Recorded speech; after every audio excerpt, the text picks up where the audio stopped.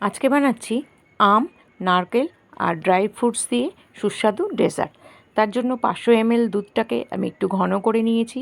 তার মধ্যে দিয়েছি হাফ বাটি চিনি আর 1 বাটি পরিমাণ গুঁড়ো দুধ। এটাকে গ্যাস কমিয়ে বেশ ঘন হতে দিচ্ছি। এরপর আমি ড্রাই ফ্রুটসগুলোকে মিক্সিতে পেস্ট বানিয়ে নিচ্ছি। ড্রাই ফ্রুটসের পেস্টটা এই ঘন হয়ে আসা দুধের মধ্যে মিশিয়ে গ্যাসটাকে কমিয়ে আরও ঘন করছি।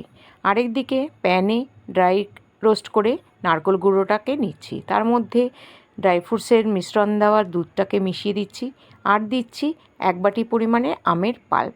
গ্যাসটাকে কমিয়ে সবগুলো মিশ্রণকে একটু ঘন করে নিচ্ছি। আর একটা বিশেষ উপকরণ লাগছে, সেটা হচ্ছে রাস্কির বিস্কিট। রাস্কির বিস্কিটটাকে আমি গুঁড়ো করে নিয়েছি। প্রথমে 1 লেয়ার রাস্কির বিস্কিট, তারপরে 1 লেয়ার দুধের মিশ্রণটা, আরেক লেয়ার রাস্কির বিস্কিট এবং সবার শেষে আরেকবার দুধের মিশ্রণটা দিয়ে উপর থেকে কিশমিশ সাজিয়ে ফ্রিজে 1/2 ঘন্টা রেখেছিলাম, ডিপ ফ্রিজে। তারপর তৈরি সুস্বাদু ডেজার্টটা।